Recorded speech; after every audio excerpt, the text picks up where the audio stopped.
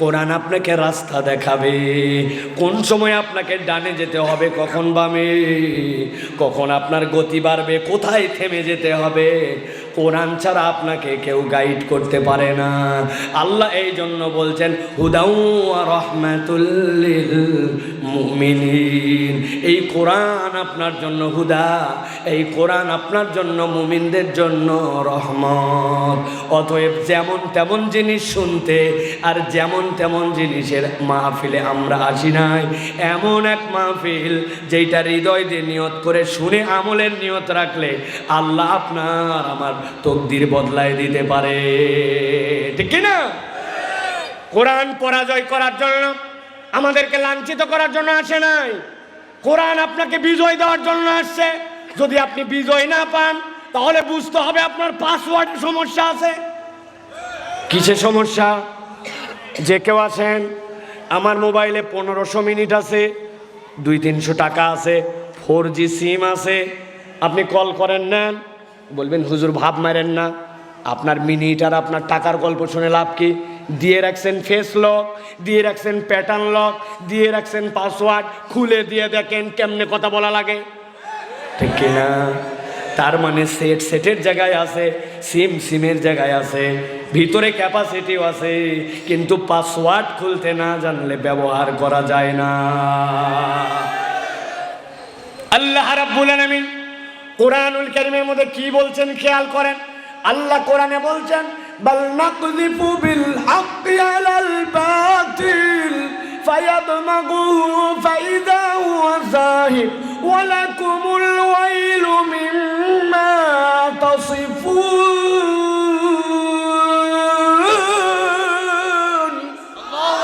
আমার আল্লাহ বলছেন ও দুনিয়ার মানুষ, বাল নাকযিফু বিল হাক্কি আলাল বাতিল, কোরআন তোমাকে পরাজয় দিতে আসে নাই। নাকযিফু বিল হাক্কি, এই কোরআনটা আল্লাহ বলছেন হক, এই হক আঘাত করবে বাতিলের উপরে। হক মানে কে? হক মানে ঈমান, হক মানে ইসলাম, হক মানে কোরআন। আল্লাহ বলছেন এটা আঘাত করবে কোন জায়গায়? ফায়াদমাগুহু, আরবিতে দামগুন শব্দের অর্থ আপনি মাথার মধ্যে এমন একটা বাড়ি দিয়েছেন যেই আঘাতটা ব্রেন পর্যন্ত ধাক্কা মারে।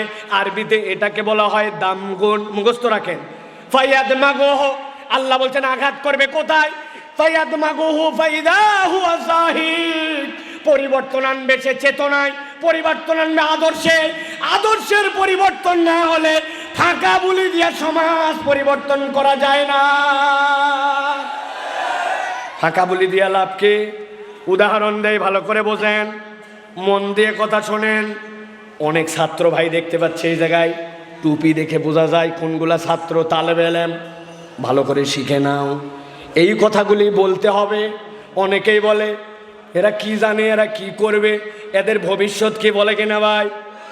আমাদের ভবিষ্যৎ কোথায় ভালো করে বোঝো। কুড়িগ্রামের 2 ছেলে মারামারি করছে, মারামারি করে একজনের হাতের মধ্যে বাড়ি মারছে। বাড়ি মারার পর ওর হাত ভেঙে গেছে, ওরে নিয়ে যায় কুড়িগ্রাম সদর হাসপাতালে ভর্তি করছে। করার পরে ডাক্তার দেখে টুকে ব্যান্ডেজ করছে, ব্যান্ডেজ করে গলার মধ্যে ঝুলাই দিয়েছে। রাত্রিবেলা ওরে ব্যথা, ব্যথার ঠেলায় চিল্লা চিল্লি। ডাক্তার বলছে একটা ব্যথার ইঞ্জেকশন আইভি লাগাও। একটা দিছে ইঞ্জেকশন হাতের মধ্যে, ব্যথা একটু কমছে। যেই না ব্যথা কমছে, ডাক্তারকে বলছে কবে বাড়ি যাব? বলে কালকে আরেকটা এক্সরে করে অপারেশন যদি না করা লাগে কালকেই চলে যেতে পারবে, 21 দিন ব্যান্ডেজ ঝুলানো লাগবে। রাত্রে যেই না ওর ব্যথা কমছে, হাসপাতালের বেডে শুয়ে শুয়ে ভাবতেছে আল্লাহ একবার হাতটা ভালো করুক, এলাকায় ফেরত যায়। যেই বেটা আমার হাত একটা ভাঙছে, আল্লাহ বাঁচালে ওর 2 হাত না ভাঙতে পারলে আমি কুড়িগ্রামের পোলাই না আছে না। আরেকজন গন্ডগোল করছে, গন্ডগোল করে ওর পা ভাঙছে। কুড়িগ্রাম মেডিকেল বলছে হবে না, ঢাকা পঙ্গুতে নিয়ে চলে যাও। ঢাকা পঙ্গু হাসপাতালে নিয়ে গেছে। যাওয়ার পরে কেবল তার প্লাস্টার না, 5 ইঞ্চি 2টা ইঁটা, এর মধ্যে পেঁচাইছে গজ কাপড়, পেঁচাইয়া পায়ের মধ্যে দিছে টানা। ওই বেচারির অবস্থা খারাপ, রাত্রে চিল্লা চিল্লি। ডাক্তার দিছে একটা ব্যথানাশক ইঞ্জেকশন, একটু আরাম পাইছে। কিন্তু ঠ্যাং ঝুলানো। আরাম পাওয়ার পরে হাসপাতালের বেডে শুয়ে শুয়ে বলতেছে, আল্লাহ একবার পা ঠিক করুক, এলাকায় একবার ফেরত যায়। যেই বেটা আমার এক পা ভাঙছে, ওর এক পা, ওর বাপের এক পা, ওর ভাইয়ের এক পা আছে কিনা? এরকম চিন্তা করতে পারে কিনা? কিন্তু বোঝানোর জন্য বলছে, বোঝেন, কোনো একটা ছেলে মারামারি করার পরে হাতও ভাঙছে, পাও ভাঙছে, সাথে সাথে মাথার মধ্যে একটা বাড়ি লাগছিল, মাথার মধ্যে বাড়ি লাগায় অজ্ঞান হয়ে গেছে। এখন যেই বেটার হুঁশ নাই, জ্ঞান নাই, বুঝে থাকলে বলেন তো, ওই অবস্থায় হাত ভাঙবে, পা ভাঙবে, এরকম কোনো চিন্তা কি করার মতোর কোনো যোগ্যতা আছে? কথা বলেন না, আছে?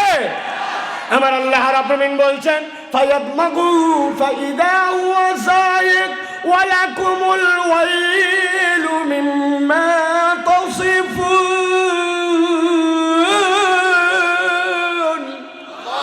আল্লাহ বলছেন, ও দুনিয়ার মানুষ, কোরআন পরিবর্তন করবে কোন জায়গায়? কোরআন পরিবর্তন করবে তোমার চেতনায়। কোন মানুষের চেতনা, আদর্শে যদি পরিবর্তন করা হয়, ওটাই প্রকৃত পরিবর্তন। চেতনাই পরিবর্তন না হলে জাতির ভাগ্য পরিবর্তন করা যায় না। প্রমাণ চান? দিব দিব 10 বছর আগে তখন বাংলাদেশে কেবল নতুন নতুন সিসি ক্যামেরা আসছে। কি ক্যামেরা? কাজ কি? সার্বক্ষণিক মনিটর করা। এই বিল্ডিংটি সিসি ক্যামেরা নিয়ন্ত্রিত, লেখা থাকে না? আমি গেছি সিসি ক্যামেরা নিয়ন্ত্রিত এক বিখ্যাত বিল্ডিংয়ে। পাসপোর্টের মেয়াদ শেষ, বাহিরে যাব, পাসপোর্ট তাড়াতাড়ি করে রিনিউ করা লাগবে, 6 মাস মেয়াদ না থাকলে ভিসা দেয় না। আমার বিরাট আর্জেন্সি। আমি বললাম, ভাই দ্রুত আমার কাজ করে দেওয়া লাগবে। শুনছি পাসপোর্ট অফিসে নাকি এইগুলা চলে। আমি জুলুমের শিকার, ফ্রি করলে করেন, আর না করলে এইটা দিয়েও করাই নেব। কিন্তু ওই লোক খালি আমাকে ঘুরায়, অনেকক্ষণ ঘুরায়া কাজ করে দেয় না, কথাও বলে না। এবার বলছে, হুজুর নিচে চলেন। দোতলার থেকে নিচতলায় নিয়ে আসতেছে। উপর থেকে নিচে আসার সময় যে সিঁড়ির 2টা পার্ট থাকে, একটা নামলো, আরেকটা ল্যান্ডিং, আবার নিচে যায়। ওই দোতলার থেকে নিচতলায় 1 ধাপ শেষ করে ল্যান্ডিং যে জায়গায়, ওখানে এসে বলছে 500 টাকা দেন। আমি বললাম, শুরুর থেকেই বলছি যা লাগে দিব, এত ঘুরায় এই জায়গায় এসে 500 টাকা কি পাইছেন? বলে, হুজুর এই বিল্ডিংটি সিসি ক্যামেরা নিয়ন্ত্রিত, তবে আমরা মনিটরে দেখছি সব জায়গার ভিডিওতে আসলেও একতলার থেকে নিচতলা নামার সময় মধ্যের জায়গাটা ভিডিওতে আসে না। ওই জন্য ওই জায়গাতে নিচে আমার কাছে সে টাকা। কিন্তু সে যদি জানতো চেতনায় পরিবর্তন দিয়ে, কিরামান কাতিবিনা ইয়ালামুনা মা তাফআলুন, তুমি যা করো একজন হিসাব রক্ষক দায়িত্ব দিয়ে রাখছেন, সে অনবরত দেখে। এই চেতনা যদি তার মধ্যে থাকতো, তাহলে সিসি ক্যামেরা নয়, আল্লাহকে ভয় করত। ঠিক না? সুতরাং আমরা যারা কোরআনের পক্ষে কথা বলে, আমরা যারা কোরআন পড়ি, আমরা ওই চেতনায় পরিবর্তন করা দলের মানুষ। আমাদের দুনিয়ায় হয়তো অত টাকা পয়সা নাই, কিন্তু আমাদের কাছে যা থাকে ওইটা আল্লাহর দিকে তাকায়া আমানত হিসাবে থাকে।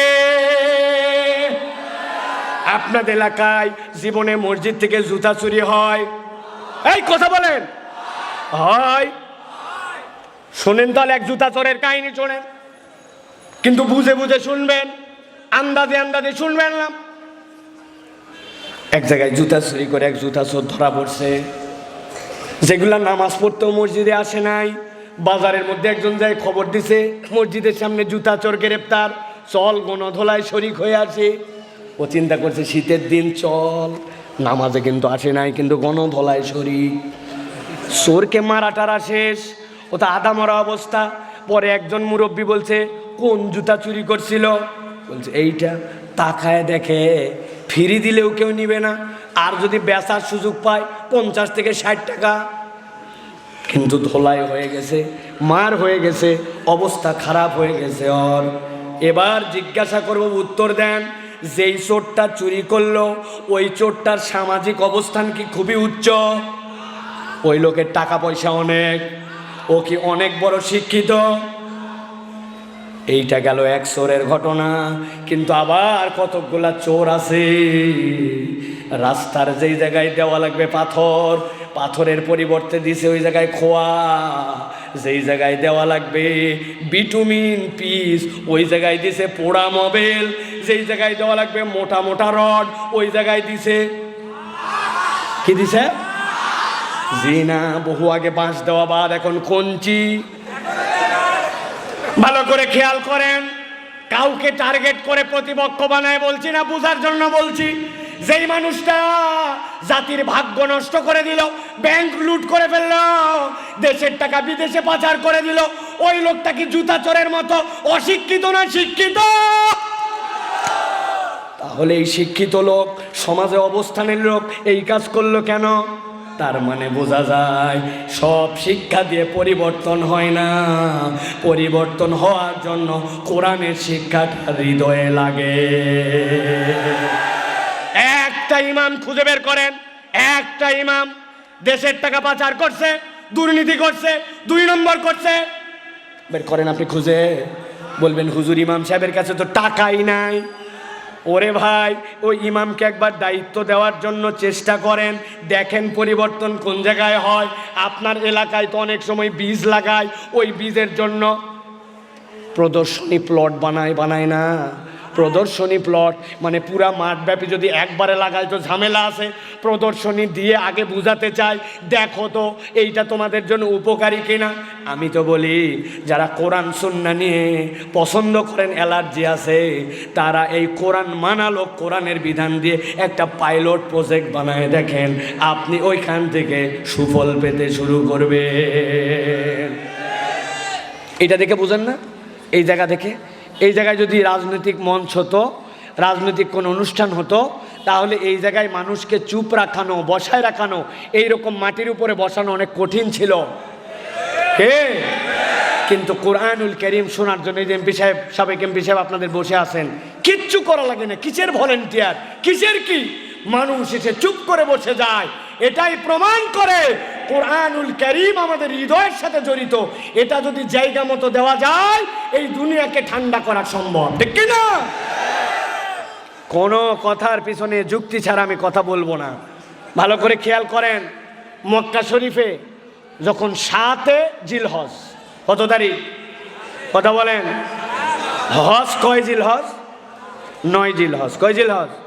হজ 7 জিলহজ। আমাদের এমপি সাহেব হজে গেছেন, ওনারা জানেন, যারাই উমরায় গেছেন, হজে গেছেন, আপনারা জানেন 7 তারিখে লাস্ট ফ্লাইট। দুনিয়ার যত মানুষ, সব মানুষ এসে মক্কায় হাজির। মাগরিবের সময় 8 তারিখ সকালবেলা মিনায় চলে যাবে, 7 তারিখ রাত্রেও চলে যাবে। 30 থেকে 40 লক্ষ লোক ছোট্ট একটু জায়গার মধ্যে, এমন একটা গ্যাঞ্জাম পরিবেশ, মনে হচ্ছে এই লোককে আর কোনোদিন থামানো যাবে না। মাগরিবের ওয়াক্ত যত আগায় আসে, ততই মানুষ খানায় খাবার দিকে আসে। মানুষের কথাবার্তা, ছোট বড়, সাদা কালো, বোবা লুলা, দেশি বিদেশি, দুনিয়ার মানুষ সব হাজির। হঠাৎ করে মসজিদে হারামের মিনার থেকে আজান হয়, আল্লাহু আকবার, আল্লাহু আকবার। আজান হয়ে গেছে, আজান শেষ হতে হতে 1-1.5 মিনিট। আজান শেষ হওয়ার পরে মানুষ আরো ব্যস্ত, কোথায় যাবে, কি করবে, মানুষ অস্থির হয়ে গেছে। কেমনে মানুষ ওযু করবে, কেমনে নামাজ পড়বে। 2-3 মিনিট পর এরপরে মুয়াজ্জিন সাথে সাথে মিনারা থেকে আবার নতুন করে এবার ইকামত দিতে শুরু করছে, আল্লাহু আকবার, আল্লাহু আকবার, আশহাদু আল্লা ইলাহা ইল্লাল্লাহ, আশহাদু আন্না মুহাম্মাদার রাসূলুল্লাহ। ইকামত শেষ, মানুষজনে মনে হচ্ছে আর কোনোদিন এই মানুষ থামানো যাবে না। ইমাম সাহেব এবার আস্তে করে জায়গা মতো দাঁড়ানোর পরে বলছে, কাতার সোজা করো, ফাঁকা জায়গা পূরণ করো। আল্লাহু আকবার, মুকাব্বির সাথে আছে, আল্লাহু আকবার। এই যে আল্লাহু আকবার বলল, ইমাম দাঁড়ায় গেছে। এবার ইমাম তেলাওয়াত করতে শুরু করছে, আলহামদুলিল্লাহি রাব্বিল আলামিন আর রহমানির রহিম মালিকি ইয়াউমিদ্দিন। পড়তে পড়তে সূরা ফাতিহা শেষ। মাত্র ওই আজান থেকে সূরা ফাতিহা রুকুর আগ পর্যন্ত 2 থেকে 3 মিনিট। যখন রুকুতে চলে গেছে ইমাম, রুকু থেকে উঠেছে, মনে হচ্ছে পুরা হারামে আর একজন লোক নাই, সব মানুষগুলা ওই আল্লাহু আকবার থেকে ওই রুকুর মধ্যে ঠান্ডা হয়ে গেছে। এটাই প্রমাণ করে যে আল্লাহু আকবার বলার পরে মাত্র 40-50 সেকেন্ডের মধ্যে 40 লক্ষ লোক ঠান্ডা হয়ে যায়। ওই আল্লাহর বিধানে দেশ এবং দুনিয়া পরিচালিত হলে 1 থেকে 3 বছরের মধ্যে দুনিয়াকে ঠান্ডা বানায় দেওয়া সম্ভব।